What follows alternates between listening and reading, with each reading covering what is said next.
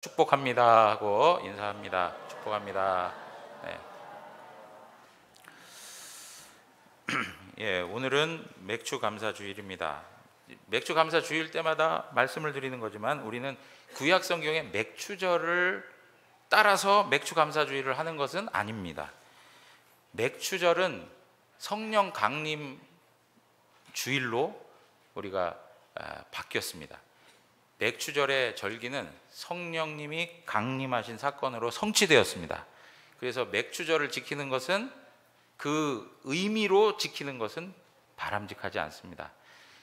그럼 한국교회가 맥주절을 지킨 이유가 뭐냐? 다른 게 아니고 밀추수와 관계되어서 상반기 하나님이 주시는 은혜들을 기억하자 하는 것입니다. 사실은 우리가 매 주일마다 하나님 앞에 감사주일이 되는 겁니다.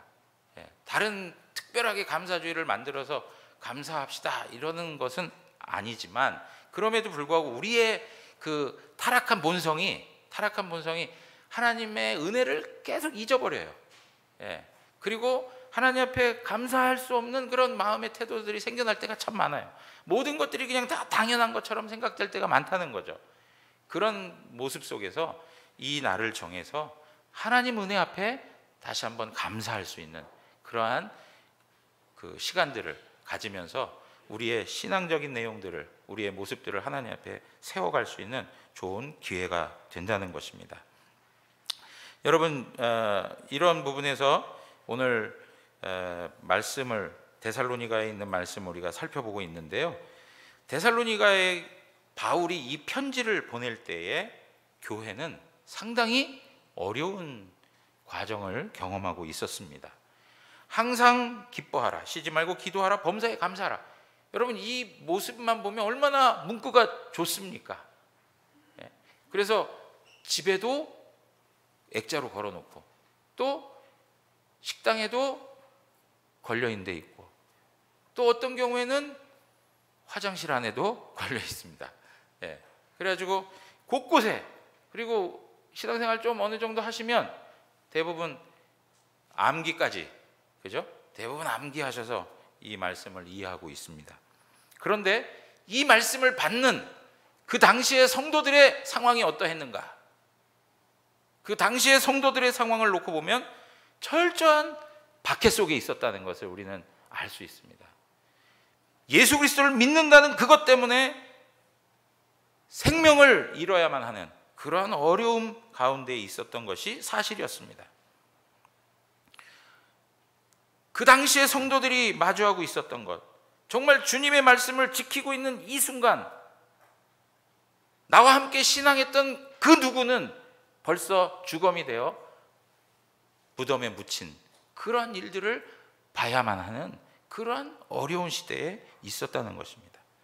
이렇게 어려운 시절, 정말 시련의 과정 속에서도 성도들이 하나님 앞에서 어떠한 신앙의 태도를 가지며 살아가야 할 것인가 라고 하는 것을 설명해 주는 것이 바로 오늘 본문의 말씀입니다.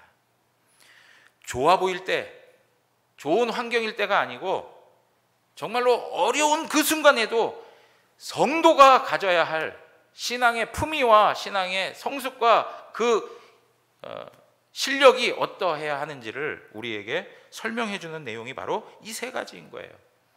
여러분, 스펄전 목사님은 이 세 가지 교훈에 대해서 뭐라고 얘기했냐면 모든 신자의 목에 장식된 은혜의 장식이다 라고 얘기했습니다. 모든 신자의 목에 장식된 은혜의 장식이다. 영광과 아름다움을 위해서 여러분 각자가 이것들을 착용하십시오 라고 이렇게 얘기했어요. 그러니까 신자라면, 성도라면 기뻐하는 것과 기도하는 것과 감사하는 것, 이것이 그의 신앙을 돋보이게 해주는 거예요.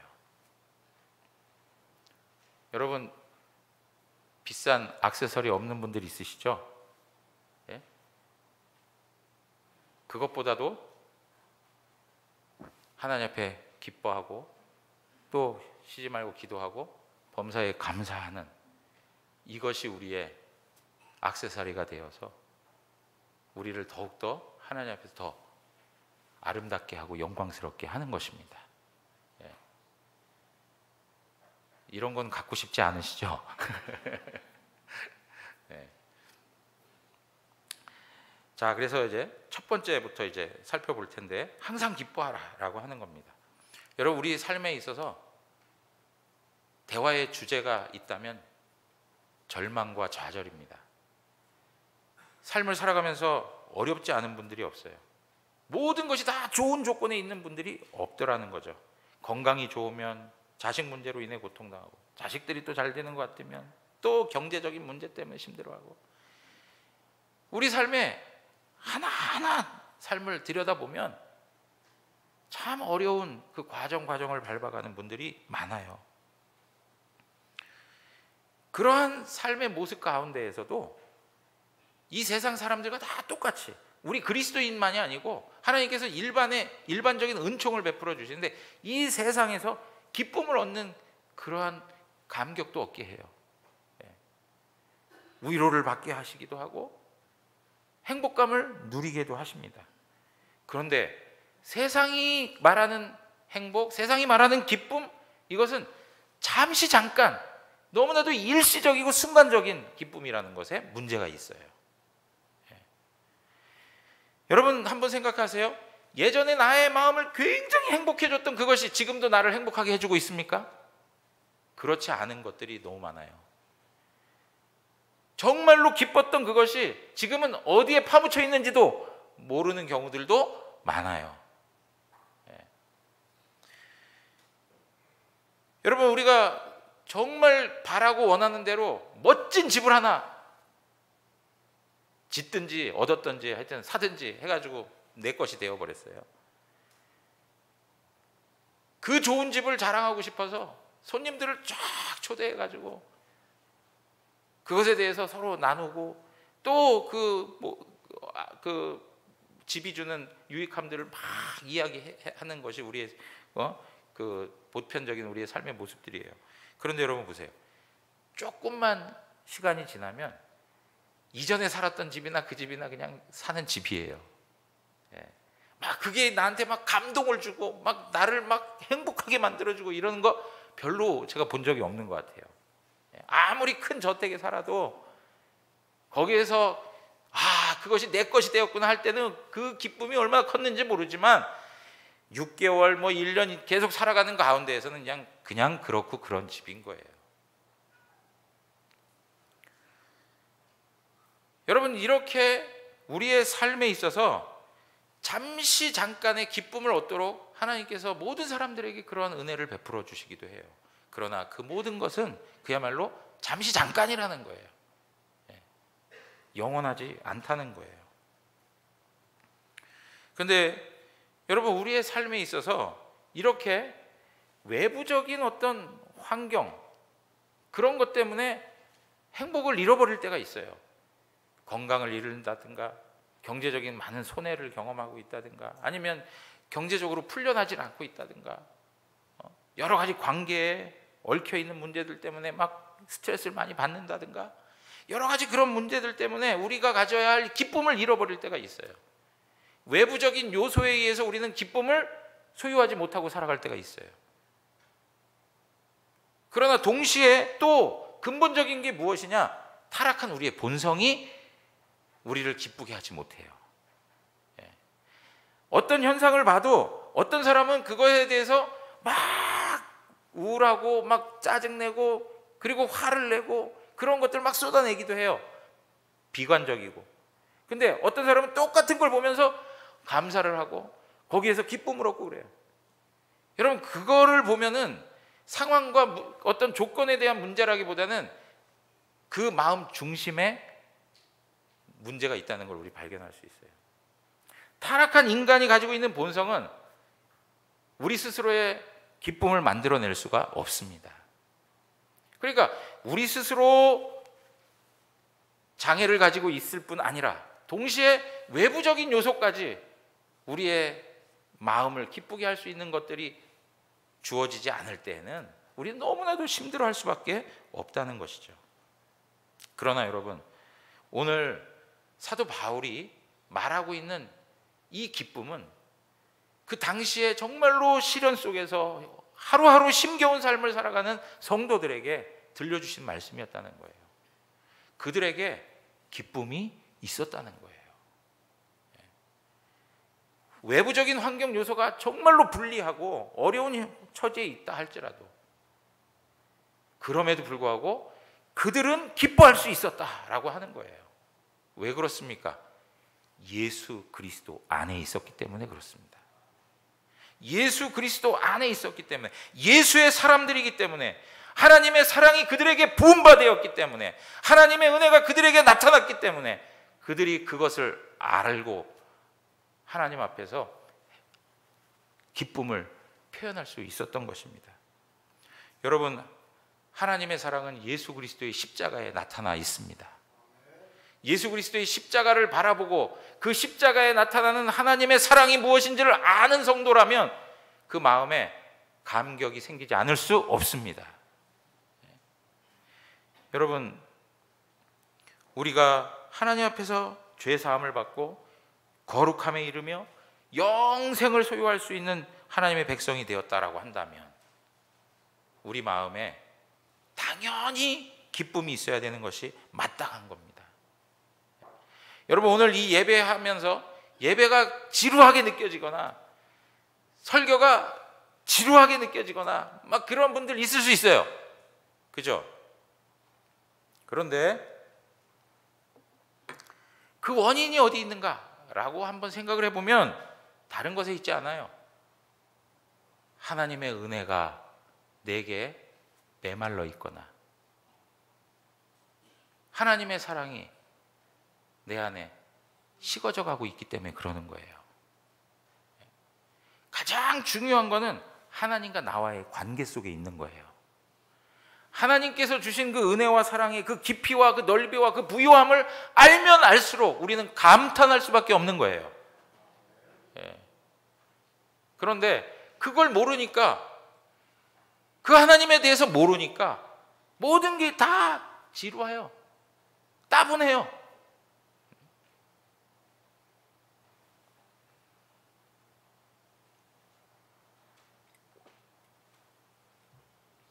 여러분, 가나 혼인 잔치에서 포도주가 떨어졌어요. 여러분, 포도주는 어떤 것을 의미해 줍니까? 포도주는 항상 승리 혹은 기쁨을 이야기해 주는 거예요. 승리한 자만이 기뻐할 수 있잖아요. 그죠? 포도주가 있다는 것은 기쁨을 얘기하는 거예요. 잔치집에 포도주가 떨어졌다라고 하는 건 기쁨이 사라져 버리는 거하고 똑같은 거예요. 잔치집에서 가장 있어야 할 기본적인 그 특징이 뭡니까? 기쁨이 있어야 되는 거예요. 잔치집인데 막 초상집이 되면 되겠습니까? 기뻐해야 되는 거예요. 기뻐해야 되는 거예요. 그런데 포도주가 떨어진 거예요.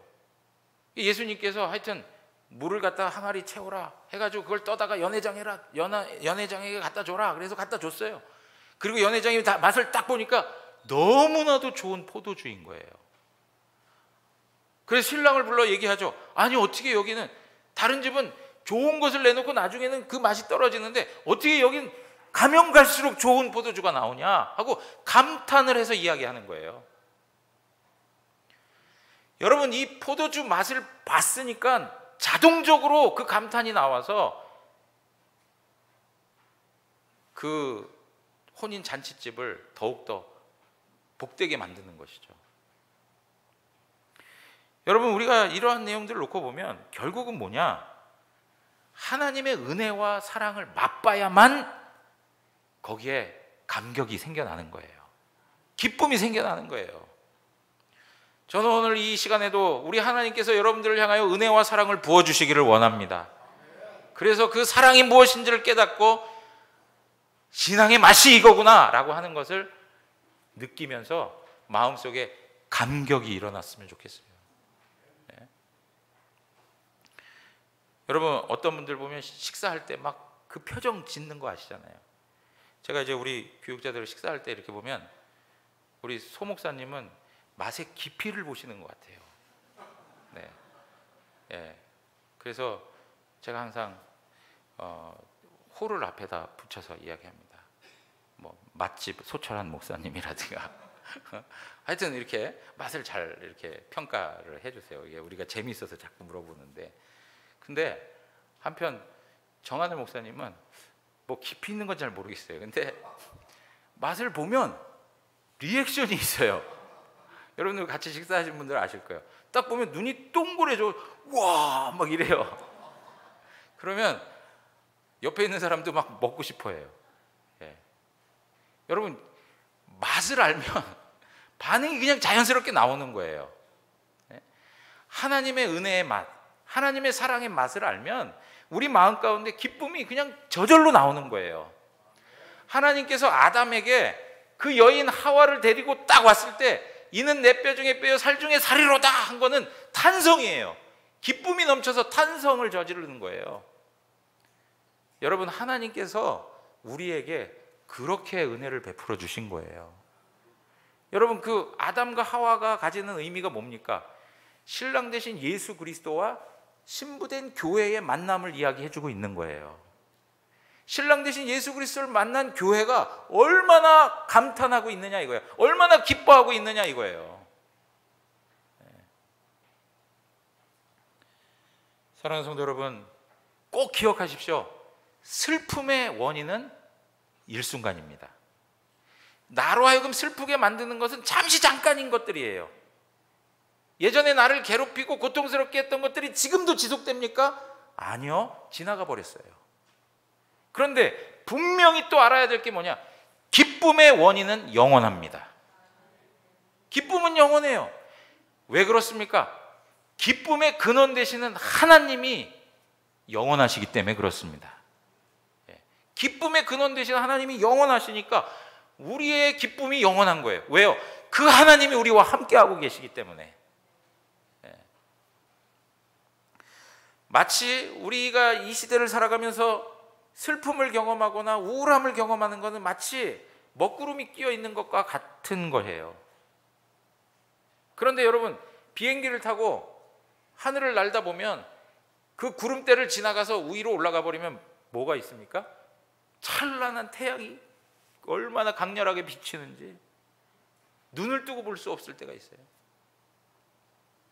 아무리 우리 눈에는 먹구름이 가득 껴 있지만 태양은 여전히 존재하고 있습니다. 그리고 이 먹구름은 계속 그 자리에 있지 않습니다. 어느 순간 흘러가 버려요. 사라져 버려요. 하나님의 영원한 기쁨이 우리 가운데 태양처럼 함께하고 있다는 것을 기억하십시오. 왜요? 하나님이 영원하시기 때문에. 하나님이 영원하시기 때문에. 여러분, 이러한 부분에서 내가 기쁨을 가지고 살아간다라고 하는 그 자체는 바로 세상과 나를 구별시켜주는 하나님 백성의 특징인 겁니다. 어느 누구보다도 삶의 어려운 현실 속에서도 기쁨을 잃지 않고 살아갈 수 있다는 것은 세상과 나를 철저히 구별시켜주는 거예요. 우리가 세상과 구별되어 살아가야 된다라고 하는 얘기를 참 많이 해요. 거룩이라고 하는 표현들을 많이 사용하면서 이야기합니다. 그러나 그런 것들이 무엇으로 나타나느냐? 삶으로 드러나야 하는데 그 대표적인 모습이 뭐예요? 기뻐하는 거예요. 기뻐하는 거. 다른 사람이 봤을 때는 아, 저거 정말 엉망인데, 아, 저거 정말 비극인데 라고 하는 말을 할 수 있을지 모르나 나는 그게 비극으로 느껴지지 않고 오히려 내 안에 행복함이 있는 것으로 고백된다면 세상 어떤 사람도 그것을 따라서 흉내낼 수 없는 고백이 되는 것이죠. 사랑하는 성도 여러분, 우리는 많은 삶의 과정 속에서 좋은 일들도 만나게 되지만 좋지 않은 일들도 참 많이 만납니다. 내가 원하지 않는 일들을 만나게 된다는 거예요. 그런 부분에 우리가 기뻐해야 할 것은 제한이 없다라고 얘기를 하고 있습니다. 오늘 뭐라고 얘기합니까? 항상 기뻐하라, 그렇게 얘기합니다. 항상 기뻐하라. 왜 그러냐? 하나님이 어떤 한계에 묶여 있는 분이 아니기 때문에 그렇습니다. 하나님은 무한하신 분입니다. 하나님은 영원하신 분입니다. 그분이 우리와 함께 하시기 때문에 우리 또한 어떠한 한계에 묶여서 어떤 때는 기쁨을 잃어버리기도 하고 상실하기도 하고 그런 것이 아니라 항상 우리는 기뻐할 수 있다라고 말씀하고 있는 겁니다. 여러분, 사도 바울의 삶은 참으로 고난의 과정이었습니다. 파도와 맞서야 됐고, 그리고 배가 파선하고, 그 많은 사람들로부터 핍박과 박해를 경험하고 감옥에 갇히고 매 맞고 폭행당하고 뭐 이런 일들이 얼마나 많았습니까? 그런데 바울이 쓴 서신서에서 기쁨이라는 단어가 50회 이상이 나오고 있어요. 50회 이상 기쁨이라고 하는 단어들을 사용하면서 성도들을 격려하고 있는 바울의 모습을 보고 있는 거예요. 우리가 가지고 있는 기쁨은 어느 누구도 빼앗을 수 없고 어떤 상황도 막을 수가 없는 것입니다. 하나님께서 우리에게 허락해 주시는 그 기쁨, 세상과 우리를 구별되게 만드는 기쁨인 거예요.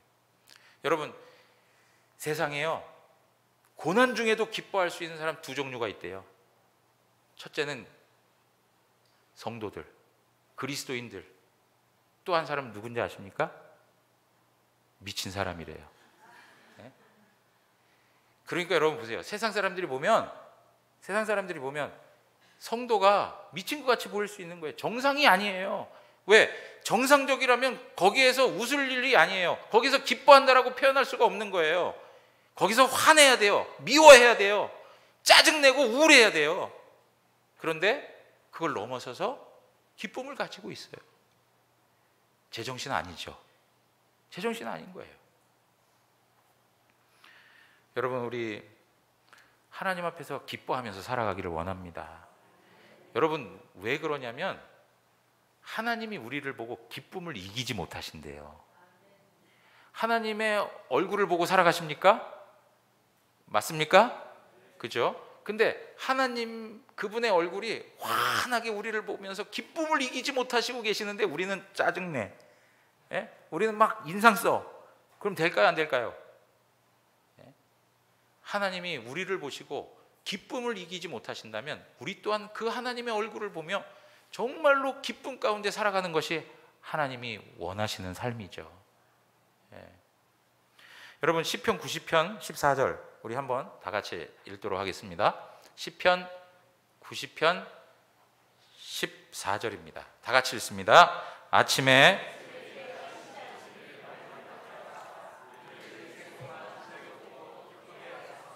아멘. 여러분, 주의 인자하심이 우리를 만족해 합니다. 다른 것으로는 우리를 만족해 할 것이 없습니다. 오직 하나님의 은혜와 사랑과 인자하심만이 우리를 만족해 할 수 있습니다. 그것 때문에 우리는 일평생 즐겁고 기쁘게 살아가는 것입니다. 우리 안에 기쁨이 상실되었거나 우리 안에 신앙적 즐거움이 사라져버렸다면 다른 거에 문제가 있지 않습니다. 하나님과 나와의 관계를 점검하십시오. 그리고 그 하나님이 주시는 은혜와 사랑이 무엇인지를 알아가셔야 합니다. 그리고 하나님 앞에 뭐 해야 되느냐? 쉬지 말고 기도하십시오. 쉬지 말고 기도하십시오. 여러분, 우리가 항상 기뻐할 수 있기 위해서 하나님이 우리에게 주신 수단이 뭐냐? 바로 기도하는 거예요. 우리는 우리 자신의 능력으로는 기쁨을 유지할 수가 없습니다. 슬픈 마음을 가지고 살아갈 때가 있어요. 근심을 가지고 살아갈 때가 많습니다. 여러분, 지금도 근심 때문에 염려하고 걱정받고 스트레스 받는 분들 있잖아요. 그죠? 우리가 찬송을 고백하듯이 뭐라고 얘기합니까? 마음속에 근심 있는 사람, 주 예수 앞에 다 아뢰어라. 슬픈 마음이 있을 때라도 주 예수께 아뢰라. 여러분, 우리의 마음에 근심이나 슬픔이 있을 때 주님께 아뢰라는 거예요. 우리가 기도하면 하나님께서 우리의 기도를 받아주시고 그 가운데에 그 근심과 염려와 그 슬픔을 다 제하시고 우리의 마음의 기쁨을 회복시켜 주시는 겁니다. 기도를 하셔야 돼, 기도. 저는 우리 대구 영광교회 성도님들이 정말 기도하는 분들이 많았으면 좋겠어요. 각자의 삶의 자리에서 기도하는 건 너무 중요해요. 그런데요, 그렇게 되기까지는 공적인 모임에서 먼저 하나님 앞에 나와 기도하셔야 돼요. 새벽에도 매일마다, 왜냐하면 우리 성도님들이 좀 멀리 살아가시기 때문에 쉽지 않을 수 있어요. 그럼에도 불구하고 새벽을 사모하고 하나님 앞에 나올 것을 간구하면서 나와 기도하셔야 돼요. 주일날 아침, 여러분, 우리가 주일날 아침, 다른 교회들은 주일 새벽에 예배하지 않습니다. 그럼에도 불구하고 저희 교회는 새벽에 예배합니다. 왜요? 이 주일을 하나님 앞에서 예배로 일어나자마자, 그리고 그 이른 시간부터 하나님 앞에 우리 삶을 드리기 위해서 고백하고 있는 거 아닙니까? 우리 모든 성도님들이 기도하는 거라면 열심을 내셨으면 좋겠어요. 금요기도회, 우리가 공적으로 모이는 금요기도회 시간들을 통해서 하나님 앞에 더 기도함으로 나가셔야 돼요. 금요기도 이렇게 좀 다 나오셔서 예배하고 기도하면 얼마나 좋겠어요. 그 집에서 그 시간에 계시면 뭐 하시겠어요? 뭐 생산적인 일을 하고 창조적인 일을 하실 것 같습니까? 제가 볼 때는 안 봐도 여러분, 정말로 그 시간에 그냥 나오세요. 예배당 나오시잖아요. 오히려 시원하고 좋아요. 이 여름에 말이죠. 그냥 사우나 이런 데 찾아다니지 마시고 좀 나오셔서 기도하셔야 돼요. 기도.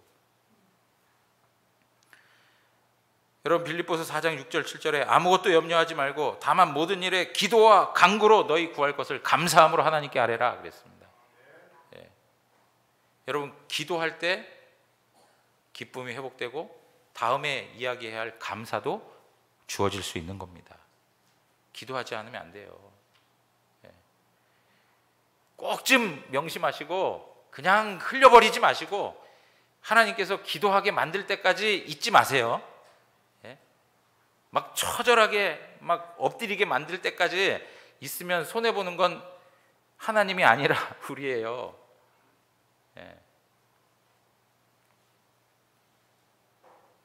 여러분, 우리가 기도할 때 우리 안에 기쁨이 오는 이유가 뭡니까?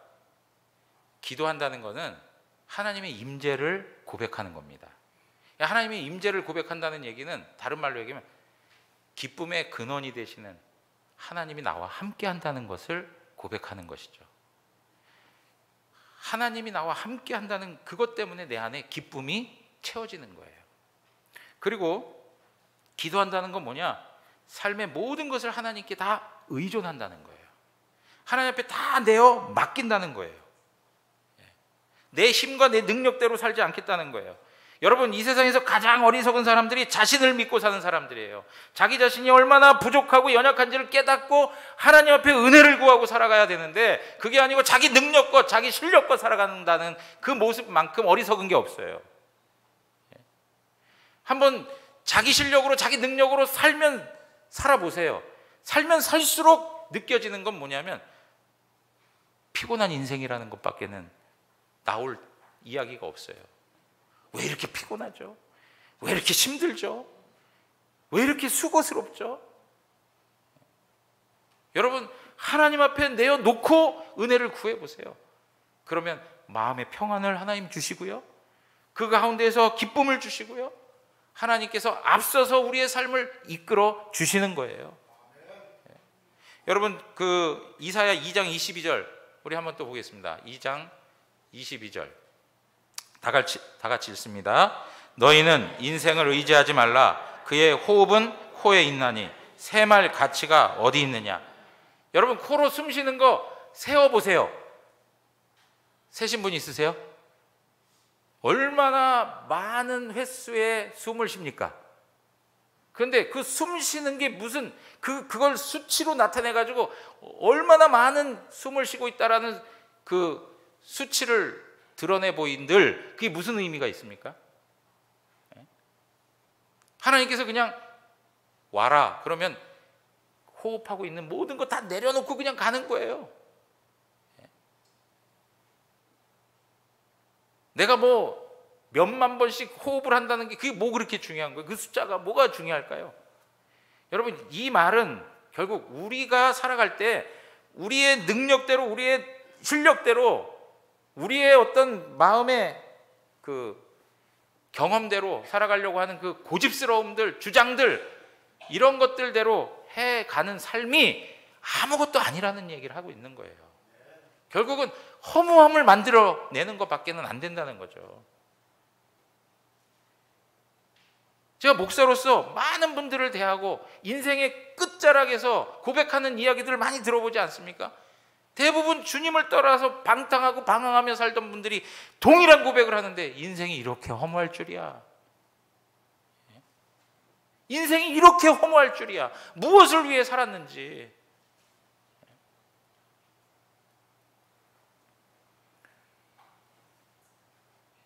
여러분 꼭 기억했으면 좋겠습니다. 내가 왜 존재하는가? 내가 무엇을 위해 살아가는가? 라고 하는 것에 대하여 우리가 성경적인 가르침을 붙들고 살면 살수록 우리는 행복해지고 우리는 기뻐할 수 있는 거예요.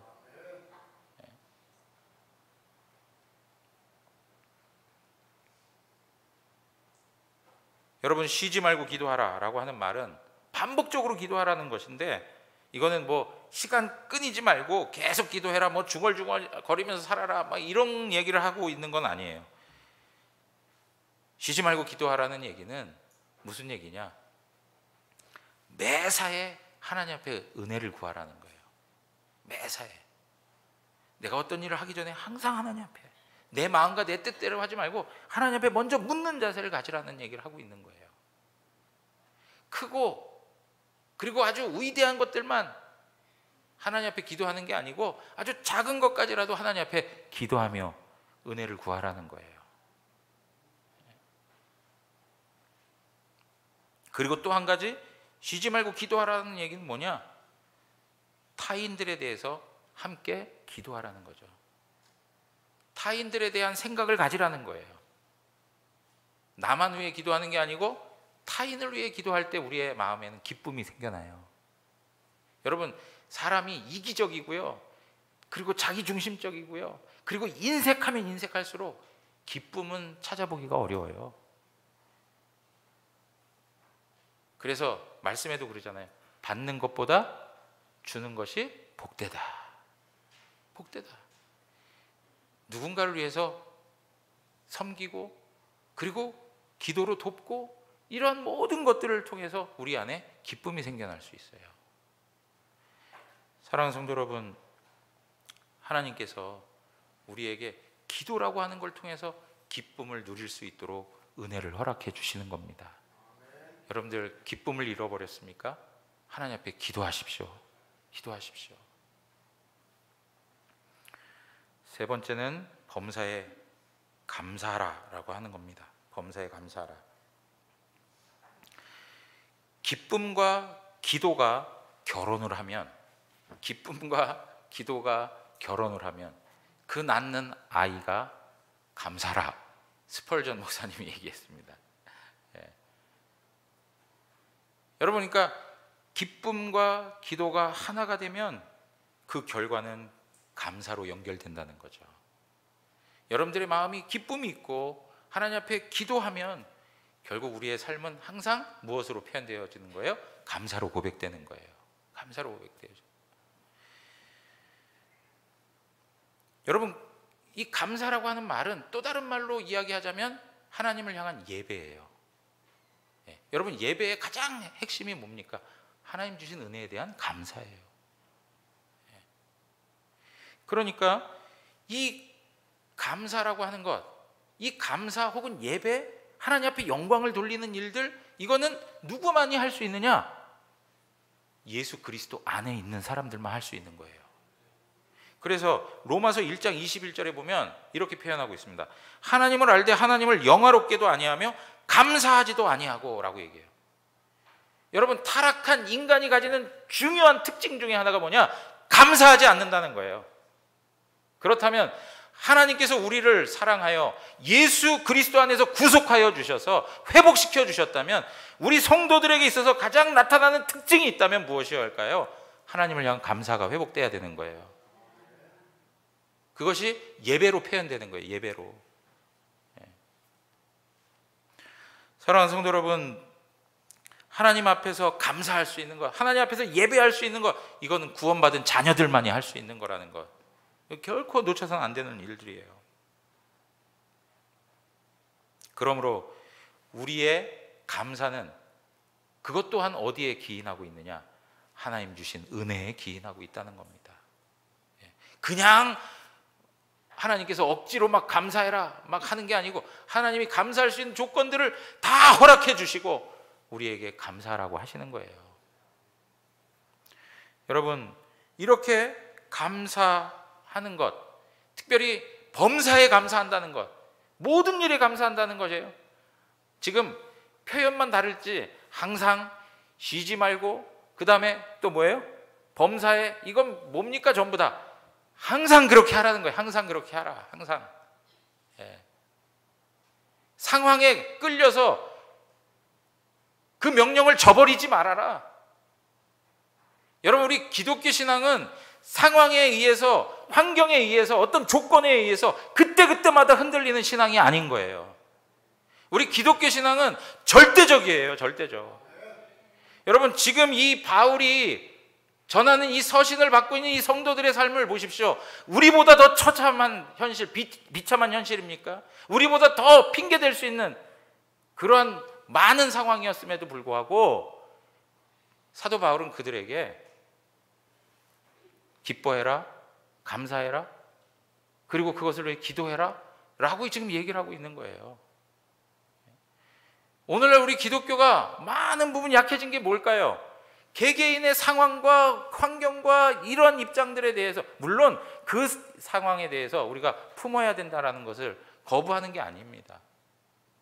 그러나 중요한 거는 그것을 딛고 일어나는 게 신앙이라는 거예요. 그걸 초월하여서 일어설 수 있는 게 신앙인 거예요. 왜 그렇게 할 수 있습니까? 왜 그렇게 할 수 있나요? 우리가 어떠한 환경 속에서도 감사할 수 있는 이유가 뭘까요? 빌립보서 4장 12절에서 13절 이렇게 얘기하고 있습니다. 나는 비천에 처할 줄도 알고 풍부에 처할 줄도 알아. 모든 일 곧 배부름과 배고픔과 풍부와 궁핍에도 처할 줄 아는 일체의 비결을 배웠노라. 내게 능력 주시는 자 안에서, 예수 그리스도 안에서 내가 모든 것을 할 수 있느니라. 내가 감사할 수 있느니라. 내가 모든 것 앞에 기쁨을 가질 수 있노라 라고 얘기를 하는 겁니다. 누구 안에서요? 내게 능력 주시는 자 안에서.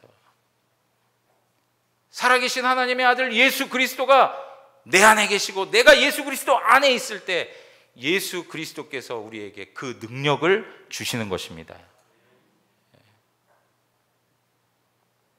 뿐만 아니라 우리가 어떻게 해서 하나님 앞에 항상 기뻐하고 감사할 수 있는 자가 될 수 있을까요? 그것은 이것이 다 하나님의 뜻이라고 말씀하고 있습니다. 이는 하나님의 뜻이다. 여러분, 뜻이라고 하는 말은 하나님의 작정이라고 하는 말로도 쓰여져요. 그리고 하나님의 목적, 하나님의 계획. 우리 웨스트민스터 신앙고백서 하면서 주일 저녁 예배 때 이 내용 같이 나눈 적이 있어요. 그죠? 하나님의 뜻, 예정, 목적, 그리고 작정, 이런 표현들을 다 사용할 수 있어요. 그런데 여러분 보십시오. 하나님이 작정하셨다, 하나님이 뜻하셨다. 그 뜻이 변합니까? 변하지 않습니까? 변하지 않습니다. 변하지 않아요. 여러분, 우리가 항상 기뻐하고 쉬지 말고 기도하고 범사에 감사하는 것, 우리가 이것을 할 수 있는 것은 무엇 때문이냐? 이것이 하나님이 작정하신 일이기 때문에 가능한 거예요. 내가 능력이 있어서 하겠다는 얘기가 아니고, 하나님께서 우리를 두고 목적하시고 작정하시고 하나님께서 뜻하신 바를 우리 가운데에서 이루시는 분이 하나님이라는 거예요. 그러므로 우리는 하나님 앞에서 감사할 수 있고 하나님 앞에서 기쁨을 누릴 수 있는 존재가 되는 거예요. 왜냐? 하나님의 뜻은 항상 선하시기 때문에 그렇습니다.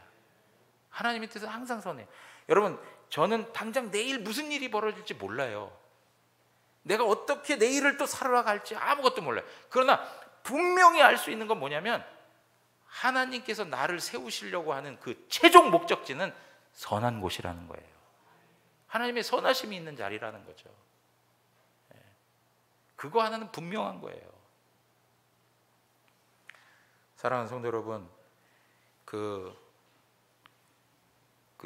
나치 수용소에서 그 생존한 코리 텐붐 여사라는 분 혹시 들어보신 적 있으십니까? 혹시 사진 좀 띄워주실 수 있어요? 네, 인자하게 생기셨죠? 코리 텐붐 여사, 이분이 그 나치 수용소에서 이제 살아나서 자유를 얻게 되고 그러면서 이제 복음을 증거하는 그런 삶을 사셨는데요. 이제 이분이 그 언니 베시라고 하는 그 언니하고 이제 같이 포로 수용 생활을 합니다. 그런데 여러 가지 이야기들이 많아요. 그 주님은 나의 피난처라고 하는 책이 있는데 여러분들 한번 기회 되시면 사 보시면 좋을 것 같아요. 근데 그 내용 중에 이런 내용이 있습니다. 뭐냐면 수용소가 너무나도 더러운 거예요. 예. 더러워도 너무 더러운 거예요. 그런데다가 또 벼룩이 가득해. 벼룩만 있었겠습니까? 뭐 바퀴벌레, 뭐 하여튼 여러 가지 벌레들도 꽤 많았지 않았을까 싶어요. 그런데 그러한 상황 때문에 굉장히 힘들었을 거 아닙니까? 근데 그때 언니 베시가 뭐라고 얘기를 하냐면, 야, 이거 하나님의 뜻이다. 우리가 하나님 앞에 감사하라고 하는 하나님의 뜻이다. 데살로니가 5장 18절 하나님 앞에 감사하라고 하는 이거 하나님의 뜻인 것 같다. 그렇게 얘기를 하더라는 거예요. 자기는 그걸 동의할 수가 없었대요. 아니 이렇게 벼룩들이 있고 이렇게 지저분한 데에서 생활하는 게 뭐가 하나님의 뜻이라고. 그러면서도 계속 말씀을 읽고 기도를 하고 그리고 예배를 할 수 있었다는 거예요. 계속 기도하고 예배하고 찬양하고 하는데도 불구하고 거기에 수용소 그 감독관 군인들이 찾아오질 않는 거예요. 왜 그런가 했더니 하도 더럽고 하도 벼룩이 많아가지고 자기들도 접근하기가 어려운 거예요. 그래서 하나님 앞에 기도하고 예배하고 말씀 보고 할 수 있는 그 특권을 누릴 수 있었다는 거예요. 그래서 뭐라고 얘기하느냐면 벼룩조차도 하나님의 은혜의 대리자가 되었다 이렇게 얘기해요. 예? 벼룩조차도 하나님 은혜의 대리자가 돼서 하나님 앞에 마음껏 기도하고 찬양하고 예배할 수 있는 환경을 하나님이 열어주셨다는 거예요. 여러분, 그의 고백 속에 주님은 나의 피난처라고 했을 때 그 포로 수용소에서 그 유대인 수용소에서 정말로 학살을 당하면서 살아가는 그 현실이 무슨 위로가 있겠습니까? 오직 위로를 받을 수 있고 오직 기댈 수 있는 건 주님밖에 없었다는 거예요. 그런데 그 주님 앞에 기도도 하고 찬양도 하고 예배할 수 있는 그런 환경을 가질 수 있다는 것 자체만으로도 그것은 다른 무엇을 갖는 것보다 가장 큰 하나님의 선물이었던 것이죠. 사랑하는 성도 여러분, 오늘 우리의 삶에 더럽고 벼룩이 가득한 현실들이 놓여 있을 수 있습니다. 그럼에도 불구하고 그 조건 자체가 우리의 삶을 더욱더 하나님 앞에서 풍성하게 만들어가는 하나의 도구로 쓰여질 수 있는 것이죠. 그래서 우리는 무엇이든지 간에 하나님 앞에서 뭐 할 수 있다고요? 감사할 수 있다는 겁니다. 우리 대구 영안교회 모든 성도님들이 그리스도 예수 안에서 풍성한 감사와 기쁨을 누리고 하나님 앞에 끊임없이 기도함으로 그것을 유지하여 이 땅에서 천국을 누리며 살아가는 모든 성도들 되시기를 주님의 이름으로 축원합니다. 다 같이 일어나겠습니다.